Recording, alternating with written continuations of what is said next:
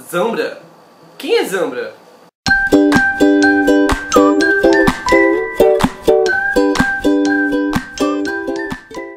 Alejandro Zambra y Fantas é um escritor nascido em Santiago, no Chile. Zambra começou sua carreira literária como poeta. Seu primeiro livro, Bahia Inútil, em 1998 e o segundo, Mudanças, em 2003.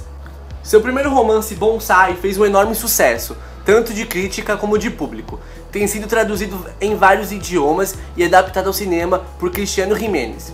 O filme foi apresentado no Festival de Cannes de 2016. E eu assisti esse filme, inclusive ontem. E depois, isso é um assunto para outro vídeo, mas é uma boa adaptação, mas ainda assim eu prefiro o livro. E hoje nós vamos conversar sobre os 3 romances do Zambra. E primeiro vamos falar sobre o que esses romances têm em comum.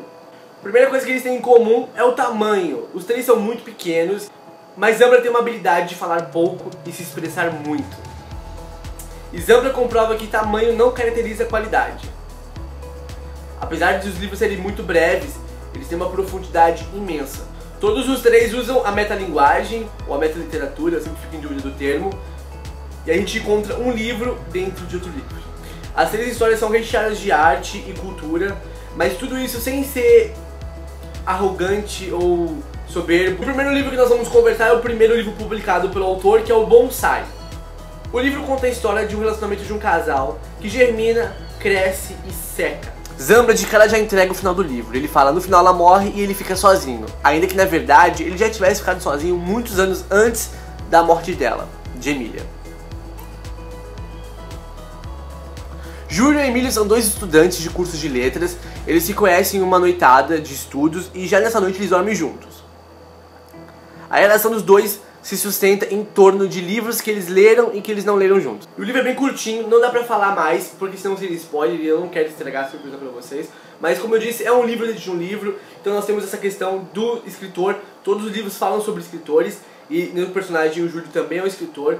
Então nós vamos ter essa construção, vários flashbacks, várias horas vão pro passado, várias horas vão pro futuro. E é isso, não dá pra falar mais. Mas é um livro muito legal, muito profundo e cirúrgico. Vai ali, microscópico.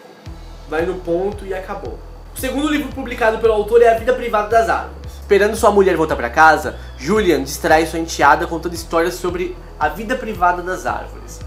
Este conto que o escritor inventa para a diversão de Daniela, antes de dormir. A menina quer que sua mãe chegue logo e o padrasto começa a achar estranho aquela demora. E novamente Zambra entrega de cara duas possíveis formas de final para o livro. O livro irá terminar quando Verônica voltar. Ou quando Julian tiver certeza de que ela foi embora e nunca mais o verá. Muita gente fez exatamente a linha cronológica, começou pelo Bonsai, depois leu Vidas Privadas das Árvores e não gostou comparado ao Bonsai. Eu gostei muito, eu li realmente nessa ordem também. Mas eu gostei tanto quanto. Eu acho as obras muito semelhantes, elas até têm um crossover, eu diria, alguma semelhança.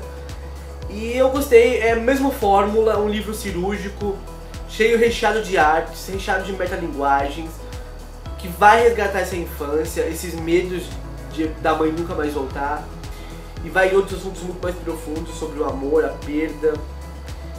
E eu gostei muito, eu queria muito ler o livro que ele conta para a menininha e ler mais sobre a vida privada das árvores. E o terceiro e último livro é o Formas de Voltar para Casa. E o livro começa com um terremoto que aconteceu no Chile em 1985, quando o personagem principal ainda era uma criança. Ele logo fica amigo de uma menina chamada Cláudia, que lhe pede para vigiar seu tio Raul. E ele, sem saber por que, o faz. A história dá um salto de tempo e mostra o narrador já no meio de processo de criação do livro que nós estamos vendo nesse momento. E o Formas de Voltar para Casa, como eu já disse no meu livro de leitura, eu achei esse livro menos cirúrgico, menos microscópico. Eu achei que ele tem um plano maior. Os outros são muito em macro, vão ali no que precisa ser contado e acaba. Pá, pum. Formas de Voltar para Casa é um pouquinho maior, um pouquinho mais extenso, mas também é um livro muito curto.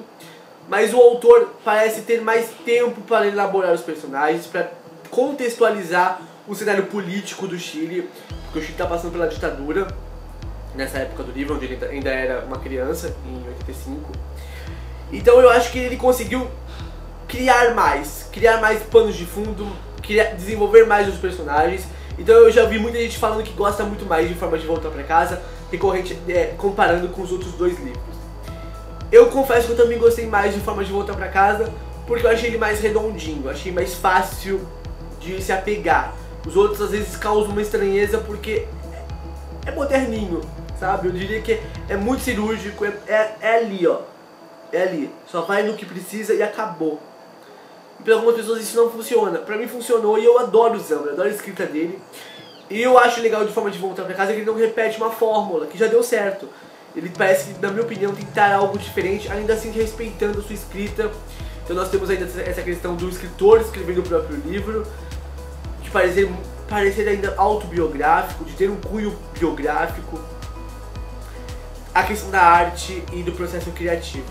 Zambra é um autor que eu recomendo, não acho que funcione para todo mundo, justamente pelas questões que eu já apontei.